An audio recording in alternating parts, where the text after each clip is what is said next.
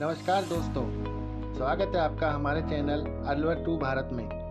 पिछले वीडियो में हमने आपको महाराणा प्रताप म्यूजियम और हल्दी घाटी के युद्ध के बारे में बताया था और बताया कि किस प्रकार युद्ध के बीच में महाराणा प्रताप को घायल अवस्था में उनका प्रिय घोड़ा चेतक 3 टांगों के सहारे युद्ध से काफ़ी दूर सुरक्षित स्थान पर ले गया और उसकी मौत हो गई। आज हम आपको दिखाएंगे उस साहसी और लोकप्रिय घोड़े चेतक की समाधि। हल्दी घाटी का युद्ध भले प्रताप के लिए कठिन रहा, लेकिन उनका सबसे बड़ा सहारा था उनका घोड़ा चेतक। उस वीर और वफादार चेतक की याद में बनी है ये समाधि। यहाँ एक छोटा सा मंदिरनुमा स्मारक बना है। बहुत से लोग यहाँ फूल चढ़ाते हैं, प्रार्थना करते हैं और इतिहास के इस महान साथी को नमन करते हैं। वाला मूर्ति ग्राउंड में देखो, फर्स्ट में महाराणा प्रताप चेतक पर सवार है, खड़े प्रार्थना करें, 3 आदमी पूजा करें, बैठना प्रार्थना करें। ग्राउंड में देखो, महाराणा प्रताप ने अपने हाथों से ही इसकी समाधि बनाई थी। यहाँ पास में ही प्राचीन शिव मंदिर है जो समाधि से भी पहले का है। अभी हम जा रहे हैं उस जगह को देखने जहाँ से चेतक ने 3 टांगों के सहारे कूदकर 22 फुट बरसाती नाले को पार करके महाराणा प्रताप को सुरक्षित स्थान पर ले गया था। करीब 1.5 किलोमीटर की चढ़ाई करके हम पहुंचे उस पहाड़ी और नाले के करीब। अभी भाई बस यहीं तक ही मेरी स्कूटी आ सकती है, इससे आगे पैदल जाना होगा। यही वो पहाड़ है जहाँ से महाराजा का प्रिय चेतक घायल अवस्था में भी उनको बचा के लाया था। और इस पहाड़ से उसने, जहाँ बीच में दरिया था, अब तो हल्का हल्का सा पानी है यहाँ पे, थोड़ा थोड़ा सा पानी। पहले यहाँ पूरा छलांग लगा के यहाँ पे इस पूरे दरिया को पार करके थोड़ा दूर चलकर जहाँ पे वो पहले आपको स्मारक दिखाई थी, वहाँ पे जाके उसका देहांत हो गया।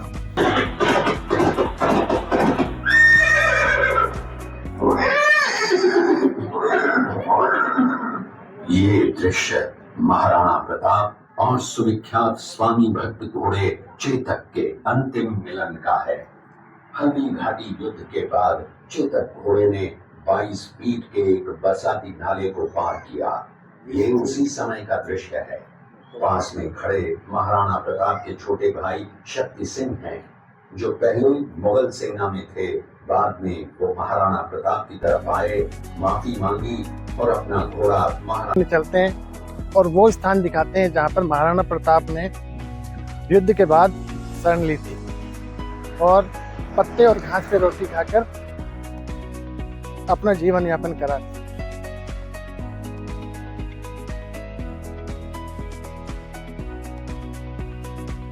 हल्दी घाटी से 2 किलोमीटर दूर है वो पवित्र गुफा जहाँ महाराणा प्रताप युद्ध की रणनीतियाँ तैयार करते थे और युद्ध के बाद इन्हीं गुफाओं में रहकर उन्होंने अपने आप को मजबूत रखा और उन्होंने घास की रोटियां तक खानी पड़ी।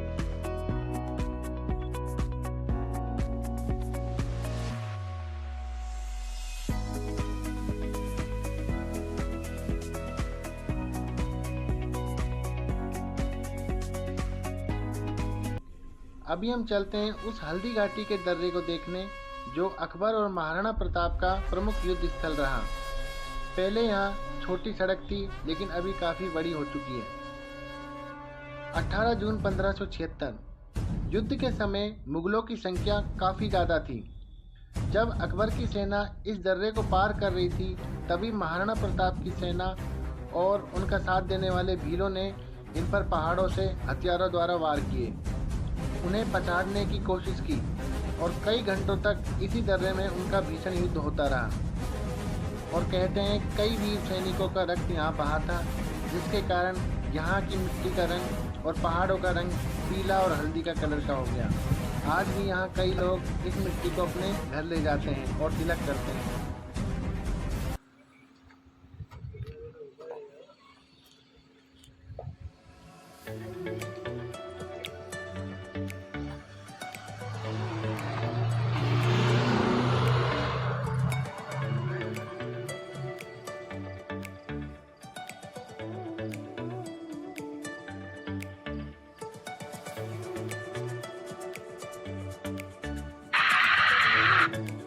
इस दर्रे की एक साइड खमनोर गांव है और दूसरी साइड बलीचा गांव।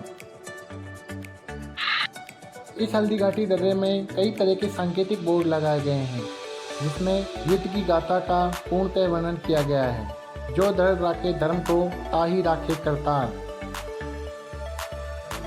अर्थात जो धर्म की रक्षा करता है उसकी ईश्वर भी रक्षा करते हैं। म्यूजियम से लेकर चेतक की समाधि और हल्दी घाटी दर्रे तक की ये यात्रा केवल दर्शनीय स्थल नहीं बल्कि देशभक्ति की तीर्थ यात्रा बन जाती है। तो साथियों, कैसी लगी आपको ये हल्दी घाटी की यात्रा? अच्छी लगे तो प्लीज़ चैनल को लाइक एंड सब्सक्राइब करें। हम फिर मिलेंगे ऐसी ही नई ऐतिहासिक और सांस्कृतिक यात्रा में। तब तक के लिए जय महाराणा प्रताप, जय मेवाड़, जय हिंद।